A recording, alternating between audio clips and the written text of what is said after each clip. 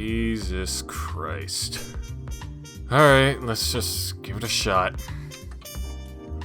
Rockstar has had a long history of controversy. Nope, not ready for that yet.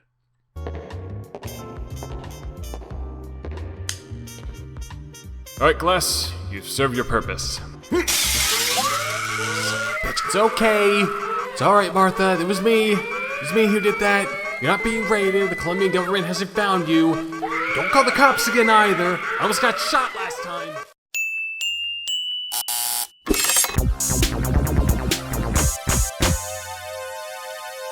Whatever it takes, I want those explosives detonated. Raven Software. Remember those guys?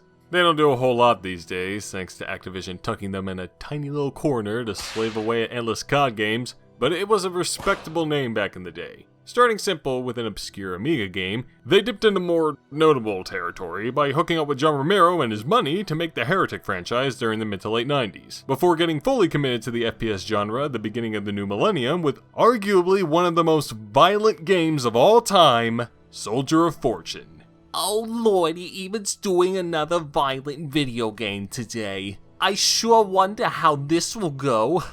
Be that as it may, I've been waiting a long time to do this one, even before I actually researched the controversy for this video and learned about the very interesting things that surround it. So grab a shotgun and get ready to lose all your limbs one by one, cause that's what's happened to all these poor ass soldiers. Hope they have enough time to reconsider their life choices before they lose the capability to do so.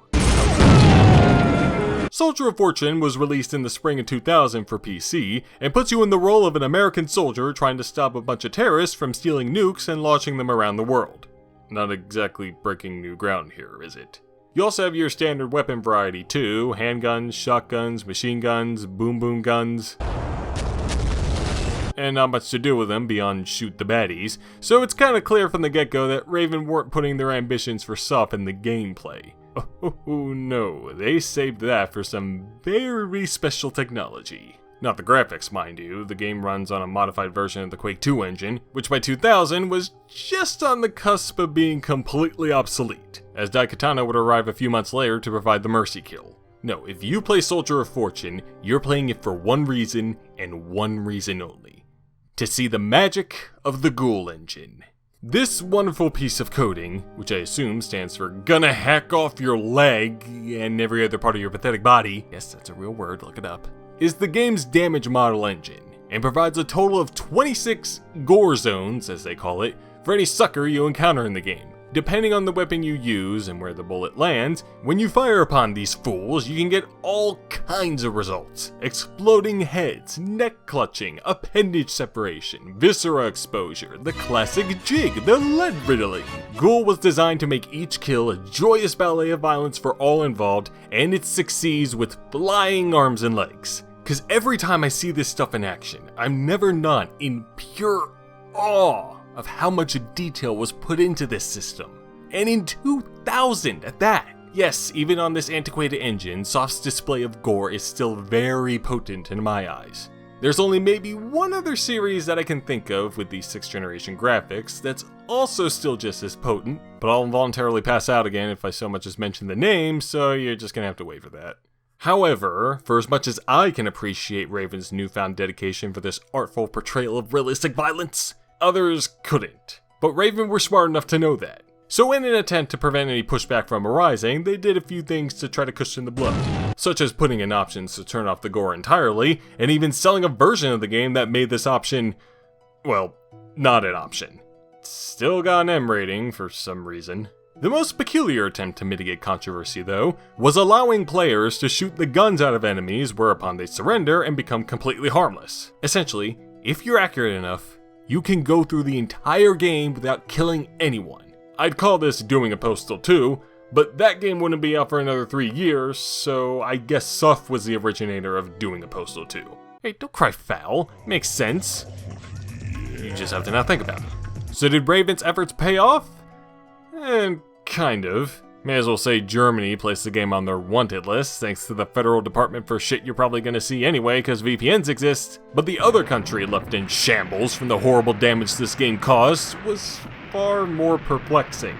A good few months after the game had been released, someone filed a complaint to the British Columbia Film Classification Office. It was more likely a bunch of advocacy groups doing it, but in context, that's not as ridiculous, so I'm going with the one dude theory. Apparently, an unrestricted demo could be found on some website, they didn't specify which, and there were concerns about how minors could access this and potentially be traumatized by the game's brutally realistic depiction of gore. Members of the office then played the game for themselves to confirm this, and they were so traumatized by the game's brutally realistic gore that they decided to classify Soldier of Fortune as an adult motion picture with a restricted rating, forcing their distributors to recall and repackage the game as such, making it illegal for retailers in the BC to sell the game to people under 18. Oh, Canada, what the fuck have you done? There are so many things wrong with this. But let's start with an obvious question. Why is a flipping film classification board rating a goddamn video game? That's like if the MPAA started doing the ESRB's job. Somehow, I don't think that's necessary, nor do I think they have jurisdiction to do so. Well, this article lists out the board's reasoning for this. According to their policy, the game falls under the definition of a motion picture because it refers to itself on the box as having action movie gameplay. It's distributed through CD-ROMs, which are viewed on a computer, and there are also cutscenes with plot, dialogue, and... How long were you down there? Long enough. Acting? I think that's acting. Basically, any CD-ROM that contains these elements, in their eyes, are considered films. So, of course, by that logic, a Let's Play of Soldier of Fortune could be classified as a film as well. Oh gosh, I can't wait for the Blu-ray of World of Long Play's cinematic masterpiece! They even took a jab at the ESRB with how tiny the rating on the box was, while also recognizing the importance of these ratings for consumers. The backhandedness doth protest methinks. Also, the game met all their criteria for their restricted rating because it was so violent, so traumatizing, so realistic, and... Okay, look. I can see that SoF is quite graphic, and hindsight bias plays a lot into the next statement, but the violence in the game is still way over the top, and the game doesn't look that realistic. You can't get that realistic on the fucking Quake 2 engine. Oh, Even, you're being overdramatic. Every regulation has to have its start, don't you think? Yeah, that's the issue. This was a big undertaking for video game regulation in Canada, since if this went through, SoF would be the first game in Leafland with this kind of restriction placed on it. Not even that, it'd be the first game in the entire North American continent to have this kind of restriction placed on it. Not to mention the British Columbian government was considering crafting a rating system of their own due to the game. Damn the ESRB. I think these guys underestimated just how complicated this whole thing was gonna get. Cause from it all, I get a huge whiff of overcompensation. One concerned citizen was all they needed in order to start these proceedings, as if they were waiting for something like this to happen, or hell, anything to happen on what I imagine must have been a very dull week in the office. Either that, or that submitter must have given them one hell of a chewing out to make this happen.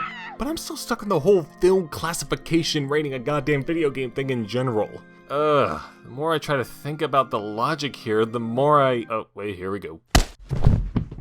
Luckily, those distributors weren't going to take this stuff lying down, so they and Activision appealed the ruling on the basis that these asshats were overreaching quite a bit here. I couldn't find anything explicitly stating whether or not that appeal went through, and I was going to assume it had been rejected based on how the distributor closed its doors not even before year's end, but I think I found my answer. In the midst of BC's frantic meltdown, the government, then led by the new Democratic Party, did end up trying to kickstart regulation of these violent video games by proposing the 2001 Video Game Act, which would allow the Film Classification Board to continue overriding the ESRB's rating system with their own, potentially making more situations like these. EA Vancouver wasn't partial to this new idea, so they decided to play the politics game. Elections in that region were coming up soon, so they backed the opposing political party in that race, the BC Liberal Party, with their two top executives going as far as to donate a good chunk of cash to them in hopes that they'd kill this proposed act. As the results show, I don't think there was any need for concern. But they succeeded anyway, and by extension, this put a stop to the whole adult film labeling those silly NDPs tried pulling off. Not to say stuff like this stopped happening permanently, but again, I'm gonna conk out if I mention why, so that'll have to wait for about 50 years. As for SoF, the series had 2 more entries that further emphasized the original game's appeal. For Soldier of Fortune 2 Double Helix, Raven had upgraded the game engine, as well as the Ghoul system, which now had 36 gore zones, and also apparently changed the gameplay to fit the more realistic shooters at the time, like Rainbow Six et al. The result is, well, pretty much the same game, from what I can tell. There was a bit of controversy over its quality though, which was considerably poorer and buggier than the first game. Star Wars Jedi Knight 2, which Raven Software also developed, was released just a few months earlier, and some thought SoF 2 was being rushed out so it wouldn't destroy sales for that game. They would later fix these technical issues with the Gold Edition of the game, released 9 months later. Yep, that sounds like a rush job to me. They were able to get the game to those lovable Germans this time around, but they had to cut out all the messy stuff and rework it to where now you fight against cyborgs. Okay, this is kind of hilarious. The third game in the series, subtitled Payback, arrived 5 years later, but by then Raven had moved on to bigger and better things. So Activision relegated development for that to Slovak developer Cauldron, best known for that Conan hack and slash, endless Cabela games, and the History Channel Civil War, A Nation Divided. That's my favorite one. Here, it seems they doubled the amount of gore zones from the previous game, cause... Oh, come on, this is just stupid now. You cannot convince me that a mere AK-47 round can tear off an entire leg. Are these fools made out of clay and expired strawberry jam? Yeah, suffice to say, this wasn't well received. And seeing as it came barely a week after Modern Warfare, this was clearly Activision pulling enough mice and men on the series. Germany helped them out with that, as instead of restricting or forcing a re-edit for this one, they just outright banned Payback. Australia got in one last shot, as they gave the game the honored refuse classification rating, but later reluctantly pulled out the bullet after the devs tweaked the game by removing dismemberment to fit a lower rating. Not like that's gonna help anything. I don't think that would have worked for Lenny either. And that's about it for Soldier of Fortune. It's a bloody good time for mostly everyone, including me. And the controversy was far more bonkers than I thought it was going to be. All the games are available on GOG if you want to check them out, which I just might one of these days. Someone help me. Here's some odd leftovers though. Apparently, the game was at the center of some pretty big lawsuits. For some reason, there were these advertisements listed in the game that offered high-risk assignments, or private mercenaries, or guns for hire, or in layman's terms, fucking assassins. Yeah, not kidding. They advertised people that you could hire to do some dirty, dirty work, and people were actually killed thanks to these ads, which resulted in several multi-million-dollar lawsuits against the game. Some of the cases they got acquitted, one of the cases they originally lost, but it was overturned later thanks to an appeal and some really tight loopholes. But eventually they'd get their dues when they tried that shit again with another case and got a dose of reality. And sure, they eventually stopped doing that, but like, how does this happen? And how'd they get enough suckers to support this crap in the first place? God, I'm gonna have to reconsider my whole opinion about this game. It's just fucking nuts. I bet the NRA had something to do with this, they always do. I know their cunt of a leader got his ass booted out there recently, but the day those fuckers finally go bankrupt and shotgun blast themselves out of existence is a day I will celebrate wholeheartedly. And also... Huh? What's that? Not that Soldier of Fortune? Then which one? There's only one, isn't there? A magazine? Oh, I see. Fucking scumbags. You got the goods, right? What? The hell are you talking about? I already paid for them. What do you mean they'll ship out in another week? I need something for this fucking migraine now. Why do you think I stopped making videos for another 2 months like the sad little bitch I am? Fine, but if there's another delay, I'll track you down and beat your ass. You ass.